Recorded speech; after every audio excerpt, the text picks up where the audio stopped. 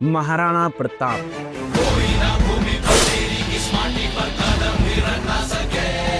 एक ऐसा राजा जिसने ताकतवर बादशाहों में से एक बादशाह अकबर को सालों तक चैन से सोने नहीं दिया।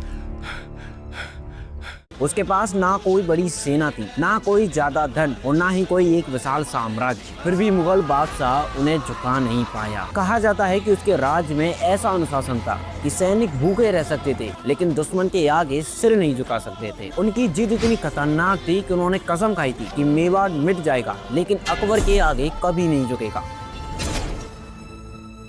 बट वेट, ये सब हुआ कैसे?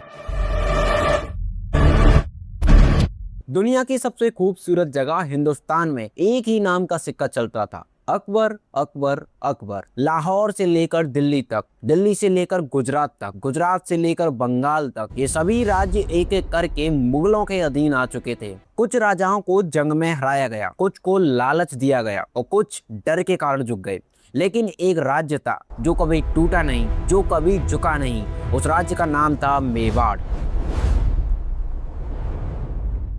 महाराणा उदय सिंह के कई बेटे थे, जिसके बाद तय करना था कि उनके बाद इस राज्य का राजा कौन बनेगा। दरबार के कुछ लोग थे जो चाहते थे कि प्रताप राजा ना बने, क्योंकि प्रताप सीधे थे और जिद्दी थे और मुगलों के सामने तो बिल्कुल झुकना जानते ही नहीं थे। लेकिन जनता और सेना चाहती थी कि मेवाड़ का जो राजा बने वो प्रताप ही बने। जिसके बाद जब गद्दी का फैसला होना था तब दरबार में बहुत ज्यादा तनाव था, लेकिन आखिरकार प्रताप को ही मेवाड़ का महाराणा घोषित किया गया। लेकिन उस समय अकबर जो था वो बादशाह नहीं रहा, बल्कि अब वो हिंदुस्तान की सबसे बड़ी ताकत बन चुका था। अकबर की नीति साफ थी, जो उसके सामने झुकेगा वो बच जाएगा और जो उसके सामने नहीं झुकेगा उसे वो मिटा देगा। और इसी नीति के जरिए अकबर ने मेवाड़ को संदेश भेजा। संदेश में लिखा था कि हमारे सामने झुक जाओ, अगर झुक गए तो आपका राज्य बचेगा, आपका सिंहासन बचेगा और आपकी इज्जत बचेगी। लेकिन मेवाड़ के महाराणा प्रताप को ये मंजूर नहीं था। उन्होंने जवाब देते हुए कहा कि मेवाड़ कभी मुगलों के सामने झुकेगा नहीं। जिसके बाद अकबर को समझ आ गया कि महाराणा प्रताप कोई मामूली राजा नहीं है, बल्कि वो मेवाड़ के राजा हैं और मेवाड़ राजपूतों की शान है। अगर मेवाड़ झुक गया तो पूरा राजपूताना झुक जाएगा, अगर मेवाड़ खड़ा रहा तो पूरे राजपूताना खड़े रहेंगे। और इसलिए मेवाड़ को हड़पने के लिए राजा अकबर ने अपनी सबसे मजबूत सेना तैयार की और इस सेना का नेतृत्व करने के लिए राजा मानसिंह को चुना गया। साल 1576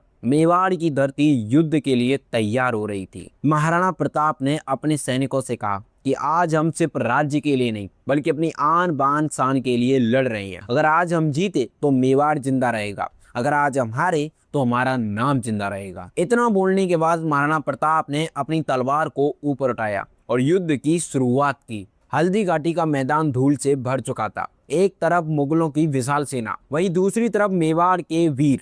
संख्या में फर्क था लेकिन हौसले में बिल्कुल नहीं। महाराणा प्रताप सबसे आगे लड़ रहे थे। वो पीछे से आदेश देने वालों में से बिल्कुल नहीं थे, बल्कि सामने से युद्ध लड़ने वालों में से। उनका घोड़ा चेतक बिजली की तरह दौड़ रहा था। जिसके बाद महाराणा प्रताप सीधे मुगलों की सेना के बीच में जाकर घुस गए और बड़ी बहादुरी से मुगलों का सफाया करने लगे। लेकिन मुगलों की सेना बहुत ज्यादा बड़ी थी, जिसके बाद मेवाड़ की सेना चारों तरफ से घिरने लगी और महाराणा प्रताप भी चारों तरफ से घिर चुके थे। लेकिन महाराणा प्रताप का घोड़ा चेतक इतना ज्यादा बहादुर था कि उसने पूरी ताकत लगाई और एक हाथी की तरफ छलांग लगा दी। जिसके बाद चेतक पूरी तरह से घायल हो गया। लेकिन अपने राजा की जान को बचाने के लिए चेतक दौड़ता रहा और अपने मालिक को युद्ध से दूर ले गया। कुछ दूरी पर चलने के बाद उसके जो कदम थे वो लड़खड़ाने लगे, जिसके बाद वो नीचे जमीन पर गिर पड़ा। महाराणा प्रताप तो यहाँ बच गए, लेकिन उनका सबसे वफादार साथी उन्हें छोड़ चुका था। हल्दी घाटी के युद्ध के बाद महाराणा प्रताप के पास ना तो महल था, ना ही सोना था और ना ही कोई धन था। वो अपने परिवार के साथ जंगलों में रहने के लिए मजबूर हो गए। कई बार तो उन्हें घास की रोटी तक खानी पड़ी। उनके बच्चे तो भूखे सोते थे। लेकिन ये सब देखने के बाद भी महाराणा प्रताप ने अकबर के सामने झुकना स्वीकार नहीं किया। अकबर ने कई बार संदेश भेजा कि अगर आप अभी भी झुक गए तो आपको आपका राज्य वापस दे दिया जाएगा। लेकिन महाराणा प्रताप ने साफ जवाब दिया कि राजपूत हार मान सकता है लेकिन कभी गुलाम नहीं बन सकता। और यही वो समय था जब महाराणा प्रताप मजबूत हो रहे थे। वो हार मानने वालों में से नहीं थे।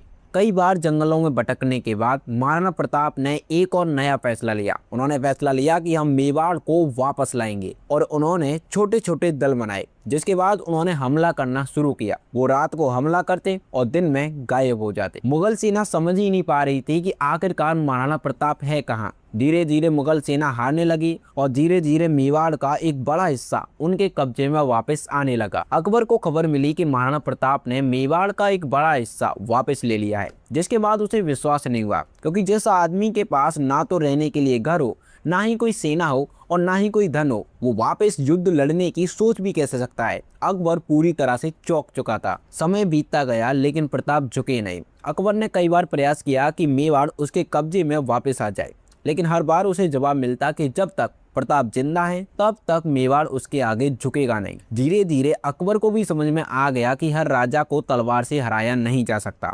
कुछ लोग जिद से लड़ते हैं तो कुछ लोग सम्मान के लिए, और यहाँ महाराणा प्रताप सम्मान के लिए लड़ने वालों में से थे। महाराणा प्रताप ने अपनी जिंदगी का बड़ा हिस्सा युद्ध में बिताया है, कभी बिना महल के, कभी मैदान में तो कभी जंगलों में, लेकिन उन्होंने कभी हार नहीं मानी। धीरे धीरे उन्होंने मेवाड़ का बड़ा हिस्सा जीत लिया, जिसके बाद उन्होंने नए किले तैयार किए, नई सेना तैयार की और एक अपना राज्य फिर से खड़ा कर लिया। 1597 में महाराणा प्रताप ने अपनी आखिरी सांस ली, लेकिन जाते समय उन्होंने एक बात बोली कि मेवाड़ को कभी झुकने मत देना। और आज भी जब जीत की बात होती है, जब सम्मान की बात होती है, जब ना झुकने की बात होती है, तो सिर्फ एक ही नाम सामने आता है, महाराणा प्रताप।